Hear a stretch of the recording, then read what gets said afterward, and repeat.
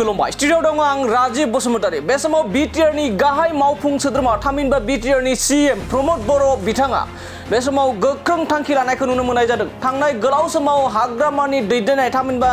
19 बोसोर हाग्रामानि दैदेननाय समावनो लुफुंजानाय जाय फुड प्रसेसिं इंडस्ट्री आरो कोल्ड स्टरेजफोरखौ लुफुंनाय जादोंमोन, नाथाय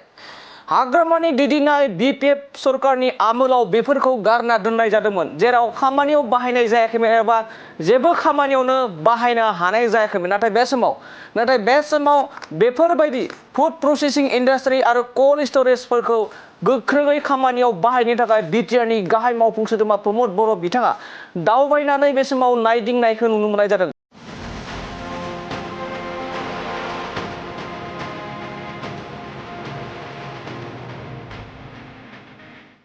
आरो बे फुड प्रसेसिं इंडस्ट्री आरो कोल्ड स्टोरेज जाबाय 40 नं रौता समष्टिनि सिङाव थानाय लालपुर ओनसोलाव दङ। आरो बे रौता लालपुर ओनसोलाव थानाय फुड प्रसेसिं इंडस्ट्री आरो कोल्ड स्टरेजखौ बिटिआरनि मावफुं सोद्रोमा डक्टर नीलुत स्वर्गियारी बिथांनि दैदेननायावनो बिटिआरनि गाहाय मावफुं सोद्रोमा प्रमद बर' बिथाङा नायबिजिरहैदों आरो नायदिंहैदों। आरो थाबैनो बे गोलाव सम हाग्रामानि आमोलाव लुफुंनानै गारनानै दोननाय जाय कोल्ड स्टरेजखौ बाहायनो हायाखैमोन आरो जाय फुड प्रसेसिं इंडस्ट्रीखौ बै हाग्रामानि आमोलनि समाव मावफुंनो एबा खामानियाव बाहायनो हाफुंनाय जायाखैमोन, बेखौ आथिखालनि बिटिआरनि गाहाय मावफुं सोद्रोमा प्रमद बर' बिथांनि दैदेननाय सरकारजों लोगोसे नं 40 रौता समष्टिनि MCLA डक्टर नीलुत स्वर्गियारी एबा बिटिआरनि मावफुं सोद्रोमा डक्टर नीलुत स्वर्गियारी बिथांमोना गोख्रों थांखि लानायखौ बे समाव नुनो मोननाय जादों। आरो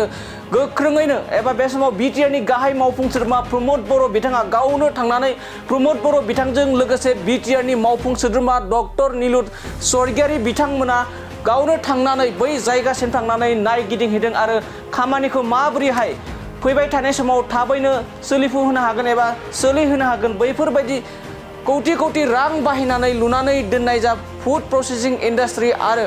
कोल्ड स्टरेज बेफोरखौ आबुङै महर होनो थाखाय आरो मावफुंनो थाखाय खामानियाव बाहायनो थाखाय आबादारिफोरनि थाखाय मावफुंनो थाखाय बे समाव थांखि लादों बिटिआरनि गाहाय मावफुं सोद्रोमा प्रमद बर'जों लोगोसे बिटिआरनि मावफुं सोद्रोमा डक्टर नीलुत स्वर्गियारी बिथांमोना बे कोल्ड स्टरेज आरो फुड प्रसेसिं इंडस्ट्री बेफोरबायदि जायगायाव थांनानै फैबाय थानाय समाव थाबैनो बेफोरबायदि इंडस्ट्री आरो कोल्ड स्टोरफोरखौ मोजाङै खामानियाव आबुं बाहायनो थाखाय थांखि लानायखौ बे समाव नुनो मोननाय जादों।